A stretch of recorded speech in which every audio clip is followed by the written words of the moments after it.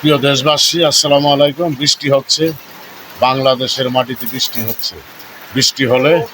বৃষ্টি হলে আমাদের আরামে ঘুম হয়, মানুষ শান্তি পায় ঘুমাইতে, আরামে ঘুম হয়, আরামায়েশে ঘুমাইতে পারি আমরা।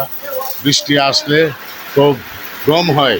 বৃষ্টি হইল আল্লাহর নেয়ামত।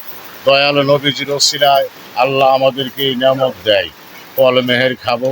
বৈশাখী দিন, বৈশাখ জ্যেঠ মাসে কাঁঠাল খাইব আমরা। এই কাঁঠাল খেয়ে বৃষ্টির মধ্যে ঘুমাইতে পারবো আরামায়েশে।